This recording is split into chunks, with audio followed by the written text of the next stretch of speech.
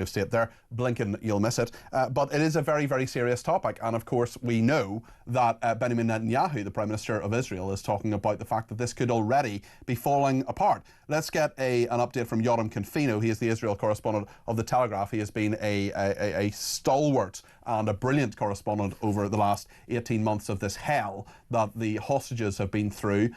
Could we be seeing some of them back even as early as Sunday, Jotam, or are there problems and fissures in this already? Because it's not even 24 hours old and there seem to be many problems for Benjamin Netanyahu and for the ceasefire already. Just bring us up to date. Well, the Middle East is always full of surprises and drama, and that's exactly what we're seeing here. I don't think that this deal will fall through, mainly because Netanyahu cannot afford it. He would be condemned not just by the international community, the United Nations, all Middle Eastern countries, but more importantly, by Donald Trump. So I think this is really just a matter of hours before they finalize these details. My understanding is that the holdup here is a discussion about which Palestinian prisoners will be released from Israeli jails. Hamas apparently wants to have some very serious members with a lot of blood on their hands released, and Israel has apparently gotten a veto right over this, but this is what they're discussing. Everything else really has been agreed on. So if this falls through because of some members of Hamas that aren't released from Israeli jails, that would be simply astonishing.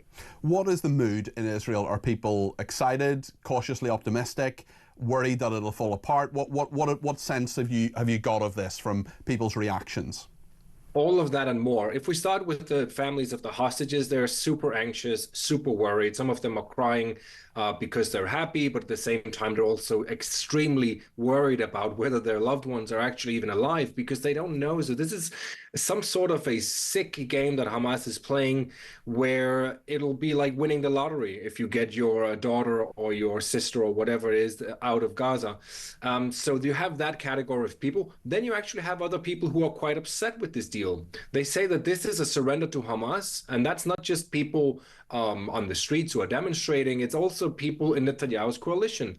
Two of his parties actually have threatened with leaving the government if he goes through with this deal, because they say, we haven't defeated Hamas, and you're basically giving them 6 weeks to breathe in the first phase of the ceasefire, and you still have hostages who aren't even going to be released in that phase. In other words, Hamas could pull a trick on you, and they could end up reneging on the deal, and then you'll have a second set of hostages who will be left to die in Gaza. And that is a real worry as well. What is Netanyahu's political position at the moment here? Because certainly, if this deal were done, if the war were to end, if there were this to play out, surely that would mean the time would come for an election in Israel.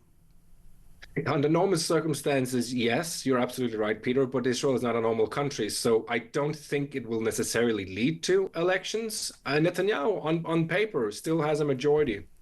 Even if those two parties leave him, he will still have a majority. It's not a stable coalition, but he could easily continue for months until it all unravels. But you're right, we're not that far from an election, but it's not as if it will automatically be triggered after the ceasefire. Jotam, thank you. That's Jotam Confino there, correspondent in Israel. He's also the author of a great book on Netanyahu's Israel Rise of the Far Right, which I highly recommend. The US Secretary of State Antony Blinken still giving a press conference in Washington, D.C. about the ceasefire. He's been constantly interrupted with some journalists who have been saying he and the US government should be in The Hague. That's obviously the International Criminal Court, which is there. And from what we heard earlier, I don't know whether it actually happened or not, but certainly it seems that some journalists have been asked to leave. Let's go back to that press conference now, just briefly, and see what is happening there, if we can. That would move toward that way. She was working with international partners. Names have changed, but countries pretty much the same. Egypt, the Europeans, the Gulf Arab states. And so 16 years ago, we were in the same situation that we're in now, particularly because the ceasefire, current one, It's a journalist asking a very long question there, clearly the Robert Peston of the Washington Press Corps asking Anthony Blinken a question there. We will of course bring you the latest on what's happened there, but it appears to be one journalist anyway at least who has been removed for suggesting that Anthony Blinken should be in The Hague, as those remarks reported. We'll bring you the latest on that when we hear more about it, of course. Let's take a listen to what Joe Biden, the current president, yes, for another few days, said last night on the ceasefire. After 8 months of nonstop negotiation, my administration, a ceasefire and a hostage deal has been reached by Israel and Hamas, the elements of which I laid out in great detail in May of this year. This plan was developed and negotiated by my team and will be largely implemented by the incoming administration. That is the US President for the next 4 days, Joe Biden, talking about this deal. Let's get a perspective from the former Foreign Office Minister, Alistair Burt, who had responsibility for the Middle East from the UK perspective. Alistair, thank you for joining us. Is this going to work? That's the big question, Peter. I mean, people don't know. It ought to. The region has been through extraordinary misery. The plight of the hostage families, which your correspondent has just alluded to, the destruction in Gaza, and the fact that on October the 7th last year, everyone said this can never happen again. We can't, it'll never be October the 6th again. We must make sure that this finally is dealt with as an issue and that we don't go back to where we are now. Well, it's been 467 days. We've seen the massive destruction. No one has won. Israel hasn't won. Hamas hasn't won. The people have lost. So there is every reason why it should hold and then get on with the other issues that must be resolved in order to make sure it doesn't happen again. The Prime Minister last night in a statement called for a two-state solution. That has been the policy of the Labour Party for a long time. Do you think this can be the basis of this, or is this simply about ending the war? Because there's getting peace, and then there's working out what the longer term peace looks like. I just wonder, given the instability, particularly with Hamas, which has been really taken apart to some degree anyway by the Israelis, its structures, its leaders and so on, but also the precarious nature of Netanyahu's position. I just wonder whether you're hopeful that not just the peace can come on Sunday and beyond, but also that a longer term solution can be found, especially when there's such a lack of trust. Well, you're very perceptive in that ending the conflict is not peace. Peace will only come when the basic issues are resolved. Two-state has taken a boost in recent times because of Saudi Arabia's position. Saudi Arabia holds the key to this. It's clear that Trump sees his future in the region as delivering normalization pacts in the same way that the Abraham Accords brought in the Emiratis and the Bahrainis with Israel. He sees that Saudi Arabia and Prime Minister Netanyahu sees Saudi Arabia as the key to Israel's engagement in the region and acceptance by everyone else.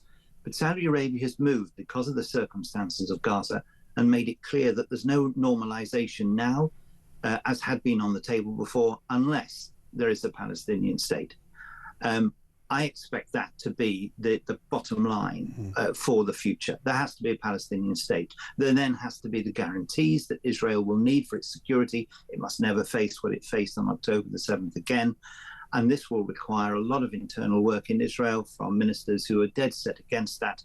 And of course, you then have future issues, the West Bank, potential annexation there, and the issues of Jerusalem.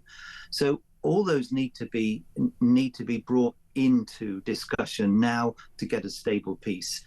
Both the United States and Saudi Arabia are absolutely key to this. Tell me a little bit more about Saudi Arabia, especially in the context of a Trump presidency. How muscular do you think they will be on this? How much do they want it to work to their advantage and to get the aims that they want?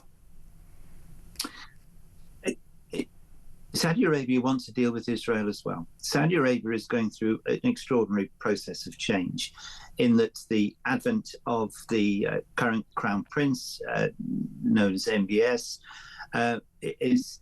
is changing the nature of Saudi Arabia. The old idea of Saudi Arabia as a place where women have to sort of walk in the background and all that, that's gone. He's very popular with young people. The economy is changing. We see it in relation to sporting events and commerce and the like. But the truth is, the economy of Saudi Arabia is key to the rest of the region. Israel sees this as well, and Israel's economy is very energetic. But unless the issue of the Palestinian issue is resolved, it was sidelined and marginalized in the Abraham Accords. That's why the Abraham Accords did not succeed in delivering peace to the region. This can't happen again. It won't happen again. But Saudi Arabia, if it's able to bring Israel into the economy of the region, it has a vested interest in doing so. It's seen its great rival, Iran, much weakened by what has happened, but equally, it's reached out diplomatically to Iran. The states in the region don't want a war with Iran, which would cripple everyone.